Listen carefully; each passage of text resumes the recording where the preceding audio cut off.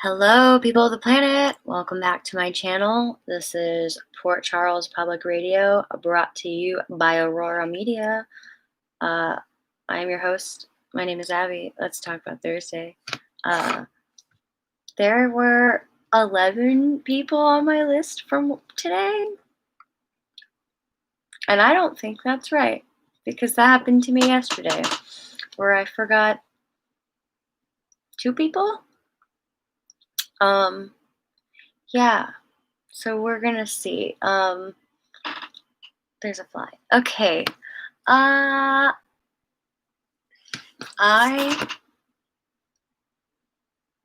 don't get what Michael and Willow are like dancing around. I don't understand. She said, being with you makes me not want what I had with Chase. It makes me want, never mind, I'm rambling. I want to honor this for as long as it lasts. Like, Willow, did you just basically say you're making me realize that, like, what you and I have is deeper of a connection than what I had with Chase? Like, it was fun and we were dating, but it wasn't as intense as the feeling as you have with Michael, maybe? You could say you liked him. I don't know why these two are dancing around each other. He went to comfort her and, like, she should have, like, back or something. I don't understand. They're getting a divorce or an annulment, but they're gonna take their time. Not sure. So that's frustrating. It sounded like she thought about telling Chase that her and Michael are getting a divorce, but didn't, because he stopped her, because he wanted to tell her, whatever you're about to tell me, I don't need to know, because, like, you're living your life and it's none of my business, and, like, stop thinking about me. I think he was telling her, he wasn't, like, directly telling her to move on. I think he was just telling her to, like, be happy with her life. Whether her and Michael are deciding to stay together or give it a shot or not, like, Chase doesn't need to know everything. He doesn't need to, like, be a part of it, because, like, dude, like, him and Michael had that beatdown where he punched him, I think, Monday. And he said, you were my best friend, I think, because I spent a lot of time with my brother before you growing up, and I haven't spent time like what I did with him with anybody else except you. And I lost my best friend. They were bros, bruh. These dudes were dudes. It's so sad. So I stopped staring at it. Okay. Besides that nonsense, Jax stood in the background for a minute with Michael to see if Valentine and Nina were gonna have the showdown. And they were fighting, and then, oh, by the way, I'm throwing a memorial service for Nell. Why would you do that? Why on earth would you do that? This is convoluted in her head that this is related to her child. Yes. Like, I think everybody, yes, knows about that. So I guess it was important for Chase to have that conversation.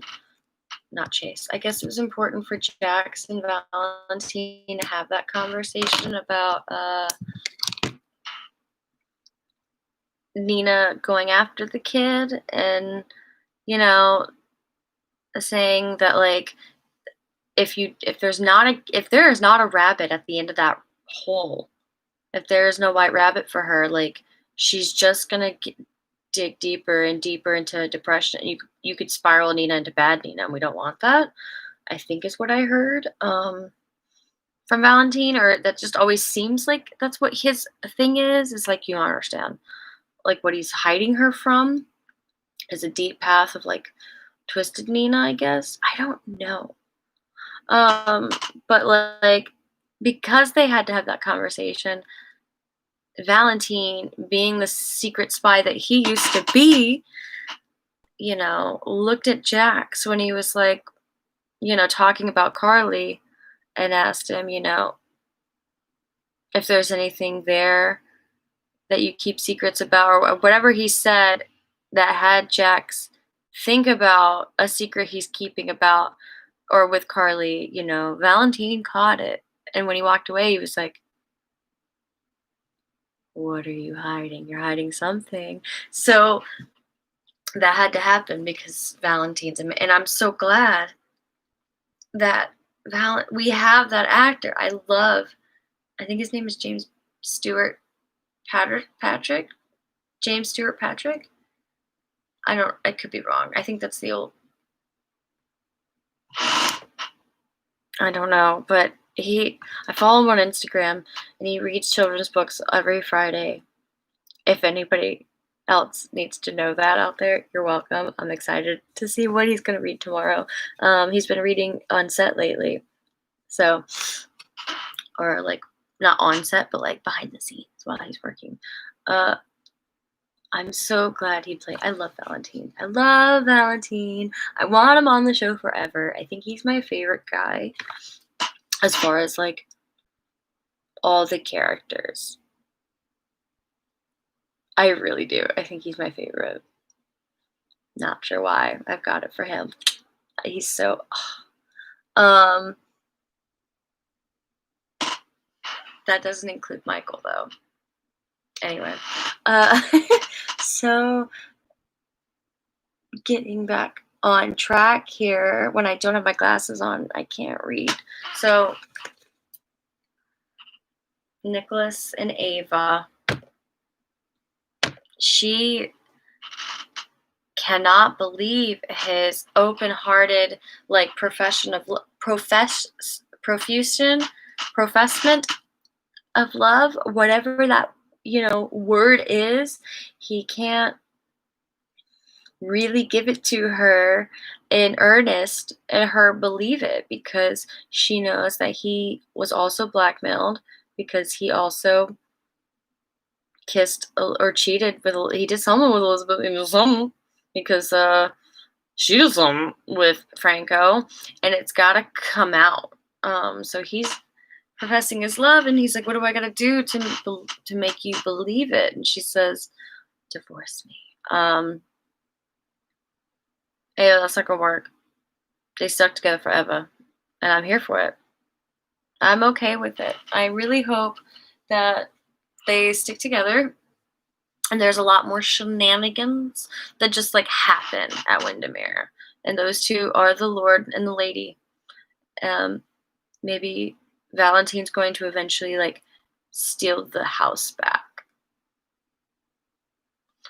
because it's like secretly in Helena's name or something. Yeah, because she was the last, so it's like I don't know. Something's gonna work there. It like I just would rather, you know, uh, if they all ended up under one roof. Ooh, that'd be gross. So besides those two, we could just talk about like the last thing that Sonny got from Mike now is part of the will that he had Diane draw up, and everybody was unaware of it because Alzheimer's, you forget things, and he he had a quarter of an investment in a thoroughbred horse, and he probably forgot about it or didn't check up on it or didn't care, didn't mention anything because Alzheimer's, or before in the end, before Sonny and him and everybody found out about the diagnosis, he was still hiding a lot of things. So there were things that could have happened in a gap there that nobody remembers. Just like at one point he left a bike in Sonny's name, got him a bike, but like Somehow he pulled that off and left it at that fucking place, and nobody gave it to him until that. I hated that that was gonna be the last gift. Like, oh, he finally got like an end through a blank. How? Who like who paid? Who bought that? Who picked that out? Did Felix pick that out? Did Jocelyn pick that? Like, who helped Stella?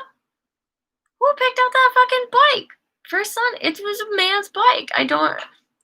It was dumb. So I thought it was dumb, and I'm glad that he got left like a share in a horse. He's like, I'm gonna look it up, and I don't even. It doesn't. I don't think it matters if it won any races. It's just the fact that like dad put stock in a horse, so he's probably gonna look it up and see how old it is. I hope it didn't die. You know, I hope that's not gonna be the end of this story. But that was so cute, and I'm glad they did that. I love that Jason was just like at their fucking house, and Carly came around the corner. She's like, "Oh, I thank God you're here. Could you give me a cup? I'm not sleeping well." It's middle of the day. Like he's just at her house. She's taking a nap, struggling. But then they confirmed later that like him and Sunny were having a meeting there. It's like sorry to keep you waiting. Like okay, he's not just hanging out in their kitchen because that's what they do now. They just hang out in Sunny's kitchen. They use that set. They put so much money into it. You know, we have to have time in that fucking kitchen. I literally think that's all that's needed to be said today. There's nobody else. This was a really light day. There was no Elizabeth. There was no there was no hospital anything that happened today. Um what a weird day. Maybe it'll hit me later. But as of now, only 11 people. So I don't know, guys. If you stuck with me this long, thanks for sticking. Let's do this again soon. And yeah, peace to the planet. As our favorite best friends like to say. Bye.